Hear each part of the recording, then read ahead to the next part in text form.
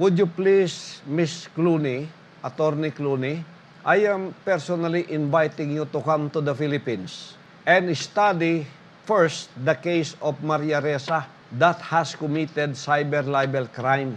I can say sadly, Attorney Clooney, that you were grossly misinformed.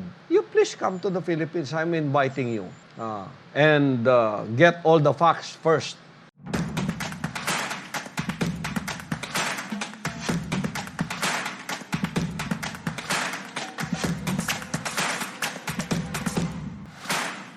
Wow.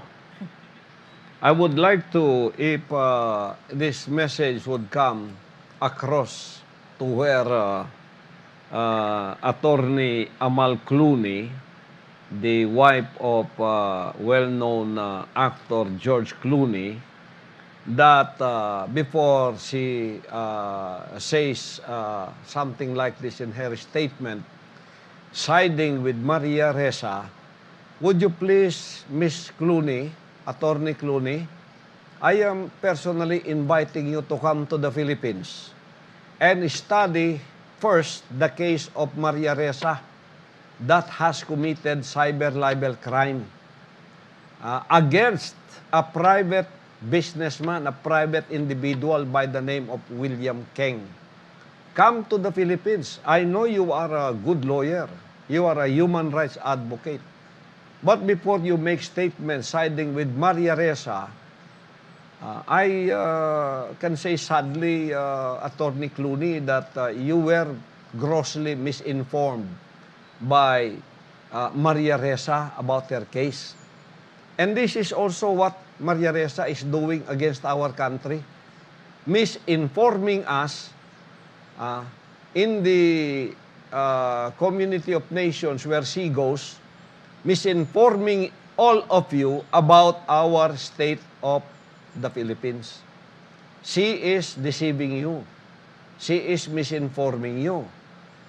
If you want to really know the truth, and I know you are a lawyer, and you know the cases that are filed against an individual in a court of law, you please come to the Philippines. I'm inviting you.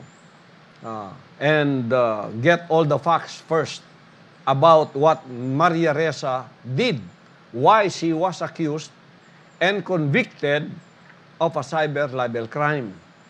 And I would like to tell you, Miss Amal Clooney, that Attorney Amal Clooney, that Maria Ressa is not above the law. She is operating in the Philippines, and her sex registration of the Rappler was already revoked. But she still goes on. There is freedom of the press. She should have been banned long time ago. Oh, she is the misinformer. She puts biased news, and she claims to be a fact checker. Fact checker of Facebook. But she cannot fact check herself. She maligned and made libelous statement against a private individual by the name of William Keng. And William Keng, called her to tell the truth about it, to revise her story, which is not true. But instead of asking apology, she reposted twice the same malicious and statements that she said against William Keng. That's why the private citizen was forced to go to a court of law. And it happened that she also got a lawyer. She went to the process of our judiciary system to defend herself and the writer that she has in the Rappler. They both lost. Regional trial court. We have a judiciary working here, a working judiciary. They went to the regional trial court. They lost. It's true. She went to the Court of Appeals. The conviction was upheld. Now, her last resort is to go to the Supreme Court. So before making statements siding with Maria Ressa, please come to the Philippines and study the case. Or better still, you can go to the internet, in this internet age, and I think it's a public document. You can study their case there. And Maria Ressa is misinforming all of you. Oh.